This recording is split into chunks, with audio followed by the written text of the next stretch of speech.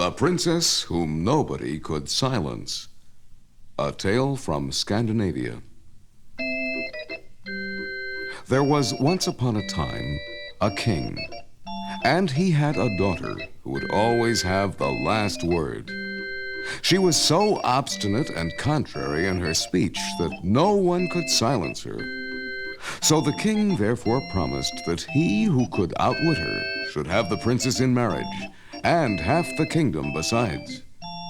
There were plenty of those who wanted to try, I can assure you, for it isn't every day that a princess and half a kingdom are to be had. The gate to the palace hardly ever stood still.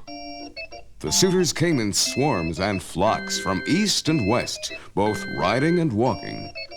But there was no one who could silence the princess. At last, the king announced that those who tried and did not succeed should be branded on both ears with a large iron. He would not have all this running about the palace for nothing. So there were two brothers who had also heard about the princess, and as they were rather badly off at home, they thought they would try their luck and see if they could win the princess and half the kingdom. They were good friends, and so they agreed to set out together.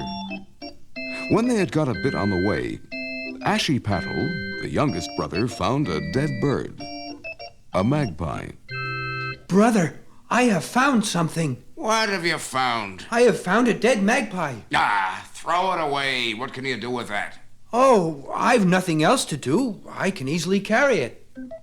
When they had gone on a bit further, Ashiepattle found an old willow twig, which he picked up. I have found something. I have found something. What have you found now? I have found a willow twig. Oh, what are you going to do with that? Throw it away. I have nothing else to do. I can easily carry it with me. When they had gone still further, he found a broken saucer, which he also picked up. Here, brother. I have found something. I have found something. Well, what have you found now? A broken saucer. Is it worth dragging that along with you too? Throw it away. Oh, I have nothing else to do. I can easily carry it with me. When they had gone a little bit further, he found a crooked goat horn, and soon after he found the mate to it. I have found something. I have found something. What have you found now? 2 goat horns. Throw them away. What are you going to do with them? Oh, I have nothing else to do. I can easily carry them with me. In a little while, he found a wedge. I say, brother, I have found something. I have found something. You are everlastingly finding something. What have you found now? I have found a wedge. Oh, throw it away. What are you going to do with it? Oh, I have nothing else to do. I can easily carry it with me. As they went across the king's fields, which had been freshly fertilized, Ashiepattle stooped down and took up an old boot sole. Hello? I have found something. I found something. Heaven grant you may find a little sense before you get to the palace. What is it you have found now? An old boot sole. Is that anything worth picking up? Throw it away. What are you going to do with it? Oh, I have nothing else to do. I can easily carry it with me. And who knows? It may help me to win the princess and half the kingdom. Oh, yes, you look a likely one, don't you? Finally, the brothers arrived at the palace, and the oldest one went in to the princess. Good day, princess. Good day to you. It's terrible hot in here. It's hotter in the fire. By this, the princess indicated the branding iron that was lying waiting in the fire. When the eldest brother saw this, he was struck speechless. But...